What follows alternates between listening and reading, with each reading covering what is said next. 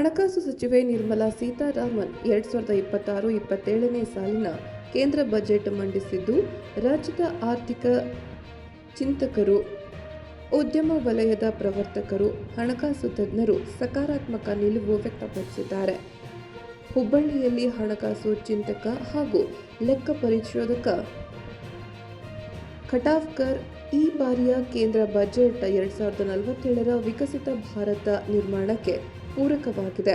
ಹಣಕಾಸು ಸಚಿವರು ಅನೇಕ ಅಭಿವೃದ್ಧಿ ಪರ ಪ್ರಸ್ತಾಪ ಮಾಡಿದ್ದಾರೆ. ಇದರಲ್ಲಿ ಮೂಲಭೂತ ಸೌಕರ್ಯ ಸೃಷ್ಟಿಗೆ ನೀಡಿರುವ ಆದ್ಯತೆಯೂ ಒಂದಾಗಿದೆ. ಈಗಾಗಲೇ 3ನೇ ಬೃಹತ್ ಆರ್ಥಿಕ ಶಕ್ತಿಯಾಗಿರುವ ಭಾರತ ಮೊದಲ ಸ್ಥಾನಕ್ಕೇರಲು ಇದು ಪೂರಕವಾಗಿದೆ ಎಂದು ಅಭಿಪ್ರಾಯಪಟ್ಟರು. ಹುಬ್ಬಳ್ಳಿ ಚೇಂಬರ್ ಆಫ್ ಕಾಮರ್ಸ್ ಕಾರ್ಯದರ್ಶಿ ಉದಯ್ ರೇವಣ್ಕರ್ ಮಾತನಾಡುತ್ತಾ, ಕೇಂದ್ರ ಬಜೆಟ್ನಲ್ಲಿ ರೈತರು, ಮಹಿಳೆಯರು, ಉದ್ಯೋಗ ಆಕಾಂಕ್ಷಿಗಳಿಗೆ ಆದ್ಯತೆ ನೀಡಿದೆ. 10,000 ಕೋಟಿ ರೂಪಾಯಿಯ ಬಯೋಫಾರ್ಮ್, 40,000 ಕೋಟಿ ರೂಪಾಯಿಯ ಎಲೆಕ್ಟ್ರಾನಿಕ್ಸ್ ಕೈಗಾರಿಕೆ, ಜಿಲ್ಲೆಗೊಂದು ಸುಸಜ್ಜಿತ ಹೆಣ್ಣು ಮಕ್ಕಳ ವಿದ್ಯಾರ್ಥಿ ನಿಲಯ ಇತ್ಯಾದಿಗಳು ಗಮನ ಸೆಳೆಯುತ್ತಿದೆ ಎಂದು ತಿಳಿಸಿದರು.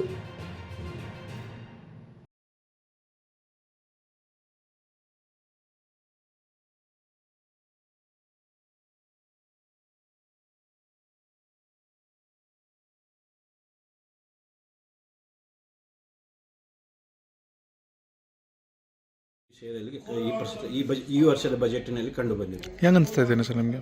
ಒಟ್ಟಾರೆ ಇವು ಸ್ವಾಗತ ಬಜೆಟ್ ಆಗಿದೆ. ಅಭಿವೃದ್ಧಿ ಮೂರು ಕರ್ತವ್ಯಗಳನ್ನು ಅವರು ರೂಪಿಸಿರುವುದರಿಂದ ಈ ಕರ್ತವ್ಯಗಳ ಮೂಲಕ ದೇಶದ ಆರ್ಥಿಕ ವಿಕಾಸವನ್ನು ಇನ್ನಷ್ಟು ವೇಗವಾಗಿ, ತೀವ್ರವಾಗಿ ತೆಗೆದುಕೊಂಡು ಹೋಗಿ 2047ರ ಆರ್ಥಿಕ ಗುರಿಯನ್ನು ಸಾಧನೆ ಮಾಡುವ ಪ್ರಧಾನಮಂತ್ರಿಗಳ ಏನು ಒಂದು ಮೂಲ ಕನಸಿದೆ, ಅದನ್ನು ನನಸು ಮಾಡುವಲ್ಲಿ ಈ ಬಜೆಟ್ನಲ್ಲಿ ಎಲ್ಲ ಅಂಶಗಳನ್ನು ಸಾಕಾರಗೊಳಿಸಲಿಕ್ಕೆ ಪ್ರಯತ್ನವನ್ನು ಮಾಡಿದ್ದಾರೆ ಶ್ರೀಮತಿ ನಿರ್ಮಲಾ ಸೀತಾರಾಮನ್ ನಾವು ಹೇಳ್ಬೋದು.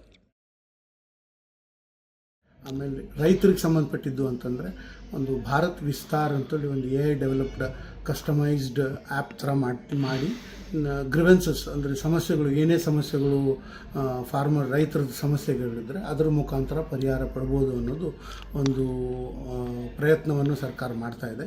ಇದು ಒಂದು ಒಳ್ಳೆಯ ಸ್ಟೆಪ್. ಅಂದರೆ ಅದು ನಿಮ್ಮ ಭೂಮಿಗೆ ಸಂಬಂಧಪಟ್ಟಿದ್ದಿರ್ಬೋದು, ಇಲ್ಲ ಪೆಸ್ಟಿಸೈಡ್ಸ್ ಹಾಕೋ ಸಂಬಂಧಪಟ್ಟಿದ್ದಿರ್ಬೋದು, ಇಲ್ಲ ಬೇರೆ ಏನೇ ವಿಷಯ ಇದ್ದರೂ ಕೂಡ ಅದು ಒಂದು ಡೈರೆಕ್ಟ್ ಸಪೋರ್ಟಿವ್ ಇರೋದ್ರಿಂದ ರೈತರಿಗೆ ಇದರಿಂದ ಬೆನಿಫಿಟ್ ಆಗ್ಬೋದು ಅಂತ ಅನಿಸುತ್ತೆ.